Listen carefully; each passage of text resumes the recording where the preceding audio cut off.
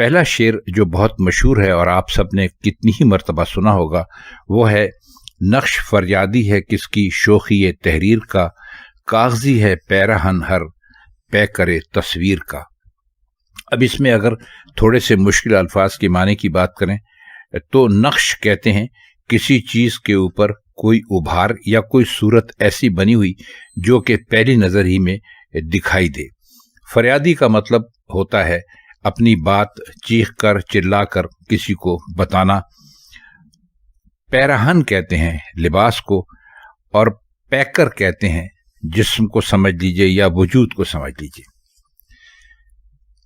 فرماتے ہیں کہ اس بات کی وضاحت اب غالباً ضروری نہ ہو کہ اس شعر کے بارے میں طباطبائی کا یہ فیصلہ درست نہیں ہے کہ مصنف کا یہ کہنا کہ ایران میں رسم ہے کہ داد خواہ یعنی وہ لوگ جو کہ اپنی فریاد کے جواب میں کچھ سننا چاہتے ہیں یا فریاد لے کر کہیں جاتے ہیں، کاغذ کے کپڑے پہن کے حاکم کے سامنے جاتے ہیں، میں نے یہ ذکر کہیں دیکھا نہ سنا۔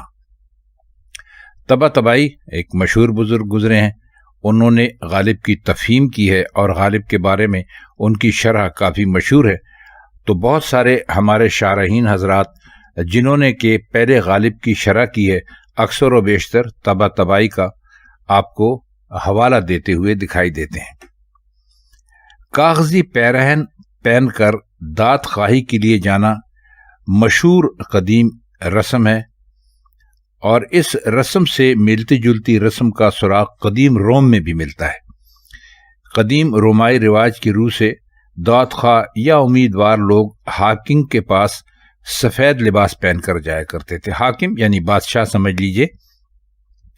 چنانچہ آپ نے انگریزی کا لفظ سنا ہوگا کینڈیڈیٹ، اس کا مطلب ہوتا ہے امیدوار۔ کہیں کوئی ملازمت کے لیے جاتا ہے یا کوئی کہیں پر انتخابات میں کھڑا ہوتا ہے، الیکشن میں کھڑا ہوتا ہے تو اس کو کینڈیڈیٹ کہتے ہیں، یعنی وہ امیدوار ہوتا ہے۔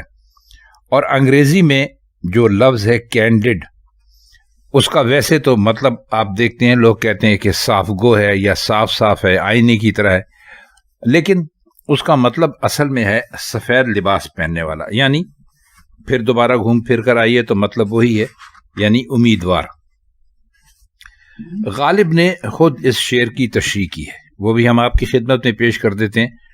وہ فرماتے ہیں نقش کس کی شوخی تحریر کا فریادی ہے جو صورت تصویر ہے، اس کا پیراہن کاغذی ہے، یعنی ہستی اگرچہ مثل تصاویر با اعتبار محض ہو تو موجب رنج و آزار ہے۔ اب غالب کی شرح کرنے والوں نے اس پر یہ اضافہ کیا ہے کہ یہ شعر انسان کے ضعیف البنیان ہونے کے خلاف احتجاج ہے، لیکن طباطبائی اس سے متفق نہیں ہے اور کہتے ہیں کہ شعر میں کوئی لفظ ایسا نہیں ہے جس سے ہستی اعتباری سے نفرت ظاہر ہو۔ حالانکہ یہ معاملہ ہستی اعتباری سے نفرت کا نہیں بلکہ صرف اس بات کا ہے کہ کاغذ کا لباس دلالت کرتا ہے فریادی اور داد خواہی پر، اور فریاد اور داد خواہی غالباً اس بات کی ہے کہ مصور نے از راہ شوخی تصویر کو ناپائیدار بنایا ہے۔ ایک نقطہ یہ بھی پیدا کیا گیا ہے کہ تصویر خالق سے جدا ہو کر صفحہ کرتاس میں بند ہو جانے کی شکایت کر رہی ہے۔ اب شعر کے الفاظ ایک اور بھی معنی کی طرف اشارہ کرتے ہیں، اور خود غالب نے جو اس کا مطلب بتایا ہے اس میں بھی اسی کی طرف اشارہ ہے۔ پہلے مصرے کا جو کلیدی فقرہ ہے، یعنی جو اہم فقرہ ہے، اس میں کس کی ہے یہ استعمال ہوا ہے، یعنی ابھی یہ بات پایا ثبوت کو نہیں پہنچی کہ وہ کون سی ہستی ہے کہ جس کی شوخی تحریر کے خلاف نقش فریادی ہے۔ دوسرے الفاظ میں یہ شعر ہستی کی بے ثباتی یا زندگی کے موجب رنج و آزار ہونے کے بارے میں تو ہے، لیکن اس کا بنیادی سوال یہ ہے کہ وہ کون سی قوت ہے جس کے جبر اور اقتدار کے ہاتھوں ہر چیز مجبور ہے۔ اب مصرع اولا یعنی جو پہلا مصرع ہے، اس میں کس کی استجابیہ سے زیادہ استفہامیہ ہے۔ ممکن ہے اگر کس کی شوخی تحریر کا صحیح جواب مل جائے تو پیکر تصویر کی داد خواہی ہو سکے۔ نقش جیسا کہ آپ سمجھ ہی گئے ہوں گے دراصل انسان ہے جو صورت تصویر بے زبان ہے، اور زبان بے زبانی سے یہ فریاد کر رہا ہے کہ ہمیں کس نے مبتلا آزار کیا، یعنی ہمیں کس نے مشکل میں ڈالا، دنیا میں ہمیں بھیج دیا اور ہمیں طرح طرح کی مصیبتوں کے اندر مبتلا کر دیا۔ تو اس نقطے پر بھی غور کیجئے کہ نقش بے زبان ہوتا ہے، اور یہ بے زبانی ہی اس کے فریادی ہونے کی دلیل ہے۔ اب اس میں آگے چل کر اگر آپ اس کو دیکھیں تو اس میں مصرع اولا کا جو اسلوب ہے وہ یا کہہ لیجئے انشائیہ ہے، وہ استفہامی ہے۔ اب استفہام غالب کا خاص انداز ہے، ممکن ہے انہوں نے استفہام اور اس طرح کے دوسرے انشائیہ جو ان کے جو اسالیب ہیں اس کا فن میر سے سیکھا ہو، کیونکہ میر اس میں بہت ماہر تھے۔ لیکن دیوان غالب کا پہلا شعر، جیسے کہ عموماً ہوتا ہے کہ شعراء جو اپنے دیوان چھپواتے ہیں یا اپنے آج کل شعری مجموعے چھپتے ہیں، تو اس کا جو پہلی جو وہ ہوتی ہے شاعری ہوتی ہے وہ حمد ہوتی ہے، یعنی خداوند تعالیٰ کی حمد ہوتی ہے۔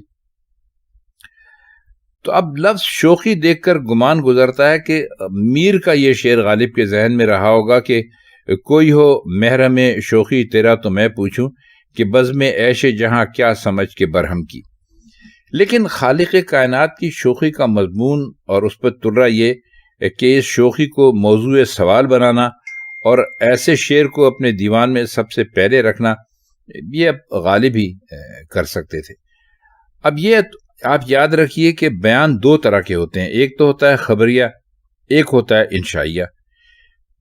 خبریہ بیان وہ ہے جس کے اوپر جھوٹ یا سچ کا حکم لگ سکے، انشائیہ بیان وہ ہے جس پر جھوٹ یا سچ کا حکم نہ لگ سکے۔ مثلا یہ بیان خبریہ بیان یہ ہو سکتا ہے کہ میں انسان ہوں، ظاہر ہے کہ اس کے جواب میں کہا جا سکتا ہے کہ یہ بیان جھوٹ ہے یا سچ۔ تو مندرجہ ذیل بیانات انشائیہ ہیں، مثلا کیا میں انسان ہوں، یا انسان بنو، یا کاش وہ انسان ہوتا۔